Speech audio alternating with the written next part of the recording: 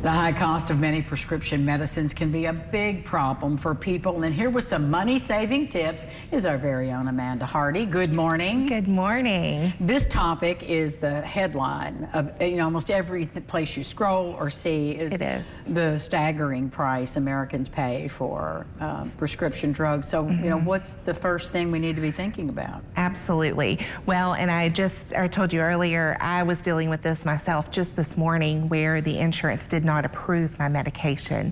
And so one of the ways, of course, following up with your insurance, because it can take forever if you don't follow up. Yes. And then looking to see if that particular brand of medicine has coupons, because a lot of times their website will give you so many months at a discount where you're not paying those thousands of dollars.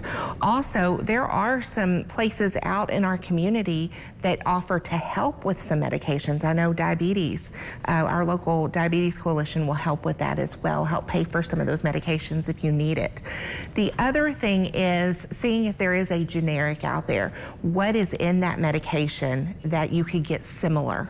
It may not have all the same ingredients, but it may have what you need. So really talking to your doctor and figuring out, hey, can I take this to the generic side, or do I really need the real, brand? So those things are important. And then getting to know your pharmacist. That is also really big. That's who I go to for all information, because they deal with it every day. Absolutely. Talking to your pharmacist, and then also shopping around.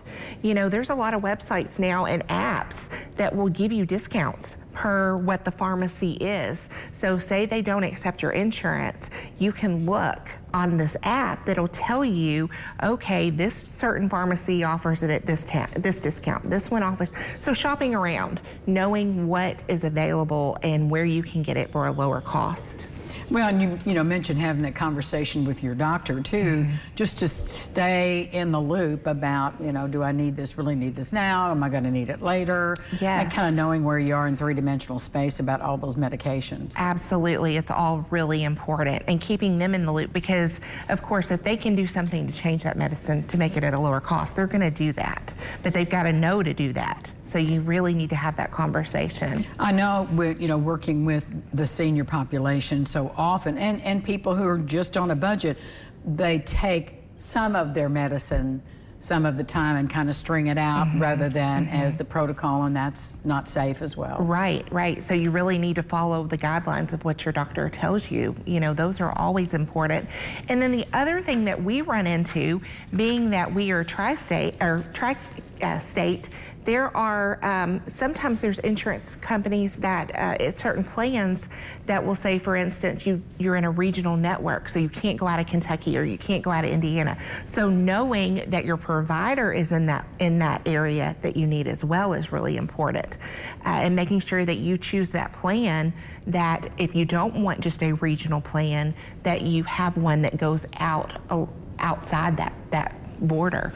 Well, just research, yes, which is really a challenge. How can folks get this article? It's really a good article and extensive, but the information's accessible. Absolutely. They can go on our website, which is the ca.uky.edu/MoneyWise, or type in MoneyWise on Facebook, and it'll pop right up. Thank you, Amanda. It's good to see you. Thank you. You as well. We'll be back with more local lifestyles. Stick around.